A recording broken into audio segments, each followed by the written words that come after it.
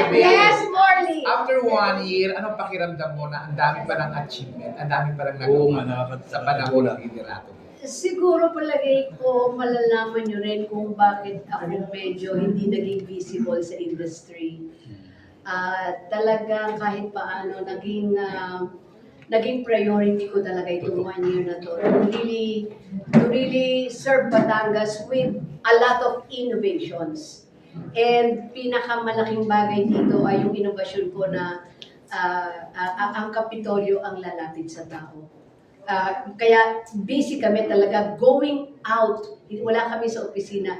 Talagang lumalabas kami going to different municipalities, cities, na talagang I made sure na talagang ang Kapitolyo ang lumapit sa kanila. Hindi na sila maghihirap mamasahe, pupunta, lalo na sa first district, may initan, ulanin, pag umuwi, hapon na.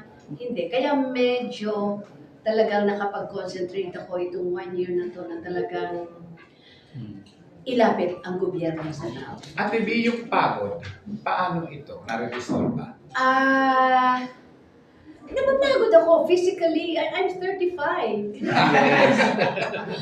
No, that's it. Sometimes may mga oras na bumibigay na rin ang katawan ko. And the hardest part is hindi na ako ganun kabata.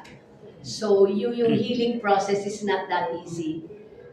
Medyo matagal at lalo na pag na-asthma ako. Pero kung minsan na nagbibigay sa akin ng strength, siguro nakita nyo naman, no? Yung teamwork eh. Yun ang nagbibigay sa akin ng inspiration to work harder. Kasi alam ko kasama ko sila. Alam ko yung gusto kong mangyari, nangyayari. And yun ang nagiging inspiration ko to work harder. And walang pinakamasarap kundi magtrabaho ka na masaya ang puso. And palagay ko makikita nyo sa video kanina, tama ba? Yes. Did you feel the video? Yeah. You saw kung saan ako nagpunta, Correct. anong klase mga tao kaharap ko. Yun ang magbigay sa akin ng inspirasyon talaga. And sometimes may nakakadinig nga ako na sabi nga nila, Gob, mas masipag ka ngayon kaysa nung unang naging governor ka. So ano reaction mo nun, Ate Bea? I'm very happy. That's why, eto ko, I mean, you know, I'm working. I'm inspired to work. And I thank God. I thank God for my health. I thank God for my health. Kasi nung na-hospital ako nung March because of food poisoning. So I had my checkups and I thank God because okay naman lahat. Puso ko, blood chem ko. Thank you, Lord. Yun lang. And sometimes when you go around, it's physically draining. It's the physical.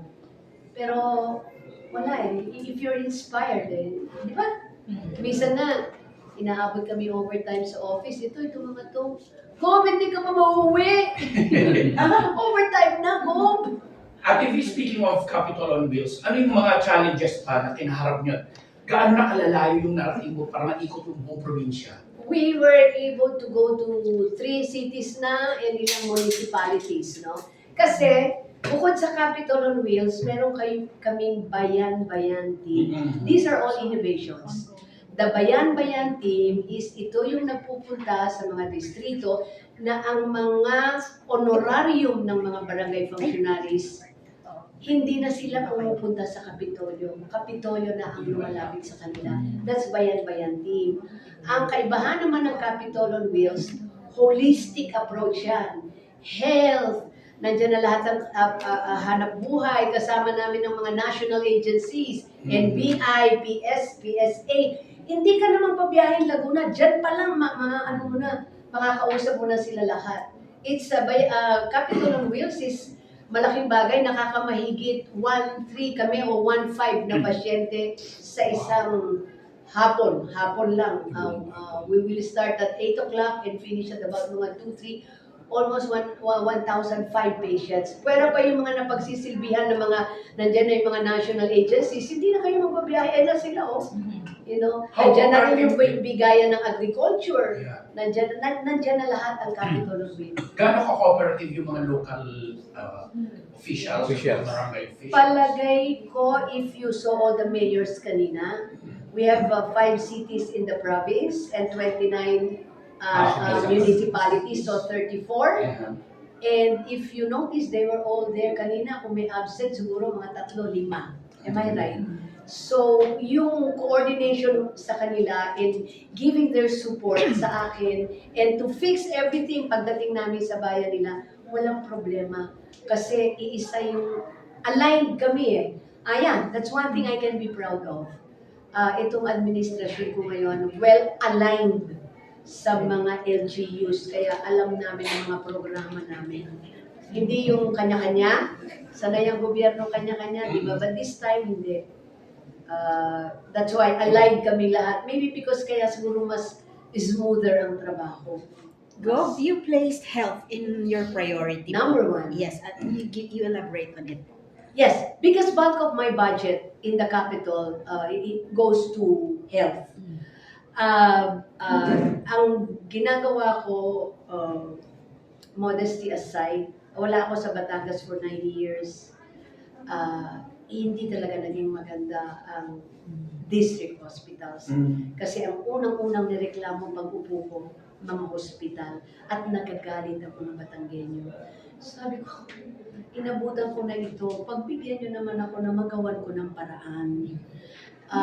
Which I'm doing right now, and I thank God, kasi bulto ng budget ko, priority yun, yung mga gamot, rehabilitation sa mga hospital, coordination putting dialysis center, and at the same time, talking with a partnership with DOH, dagdagan nyo kami ng manpower.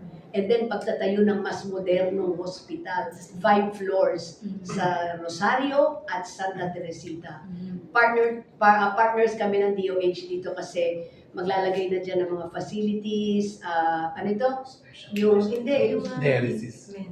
ano? Hindi, bukod sa mga equipment, ano ito, pag Special delikado ka na, hospitals. ICU, yun. Magkakaroon na ng mga ICU dyan, yung mga ganun, talagang i-upgrade. Gov, sa Pampanga meron JB Lingad. It's a specialty big time hospital talaga. May plans ba kayong ganon? Kasi May- yung hospital na yun ay may robotics Yes. and specialty na po siya. Do we have plans to have that? So as early as this, may I share with you that I have a meeting with Governor Ayun na. Baby Pineda on Friday and the new Secretary of Department of Health. We have a meeting on Friday kasi kung makakaya namin with the help of DOH, baka pwedeng ma-adapt yung iba niyang mga programa doon na baka kaya kong ipasok dito sa Batangas. So on Friday, I will be meeting with these people. So which means talagang I focus more on health. I think yun ang pinakamagandang legacy na gusto kong iwan. At hindi kasi the last time interview yun, si Luis napakasipag din mag-ikot. Kumusta na ngayon yung pag-iikot ko? Sino? Si Luis po, si Luis. Si Lucky is very busy. Balik siya sa kanyang pagmamahal, TV, hosting, and then meron siya mga corporate shows. And the most important, he is enjoying his family. Plus the fact, naku, ayoko naman unahan. Pag natapos ng deal or no deal, may kasunod na siya uli. So, I'd rather not, ayoko ilabas, pero siya nang bahala. But, sunod-sunod naman siya. So, and this is also, I think, yung bagay na mahal niya. Although, pumupunta pa rin siya sa akin dito. Oo, alay lakad, he was here. Nag-donate pa siya ng kanyang pera. Nag-donate siya ng pera. Magkano nga dinonate ni Lucky? Parang share naman niya sa alay lakad. Kasi alay lakad is something about education. So, hindi pa rin siya nakakakalimot ng pwede niyang maitulong sa Batangas. Pero ngayon, ang priority niya is his family and his work. So, kumusta si Congressman Ryan? Ryan is enjoying his job. I could see yung enthusiasm sa klase ng trabaho, ang sipag. Excited siya sa trabaho sa Congress because he is learning a lot. Tapos, ang sipag niya dito magbara-barangay. Sabi ko nga, baka ini-enjoy mo dyan, barik-barik ha. Nagpapakit na ba siya? Nagpapakit na ba siya? Oo naman! Ako naman nung nag-mayor, yun ang una ko natutunan. Magbarik talaga ng jeep. Jeep talaga. Oo, kaya lang buti, magaling siya kumanta. So nakaka-mayor siya na pagka pinagbigyan pa siya ng barik, kanta na lang ako. Madalit salita, he's enjoying his job and his responsibility, and I'm happy. Nasa kanya yung puso, ramdam mo puso at talino na kay Ryan. Nakikita-kita pa ba kayo sa bahay na ES? Medyo yan ang problema ko ngayon. Kasi in a way, kaya sometimes humihingi ako ng time, pwede ba pabakasyonin niyo naman ako ng konti? Kasi family yun. Kasi contrast ang schedule namin. Ang Congress nasa Manila, si Ralph nasa Manila, ako nasa Batangas. By the time uuwi ako ng weekend, sila naman ang pupunta rito sa Batangas. So nakikita lang kami usually Sunday.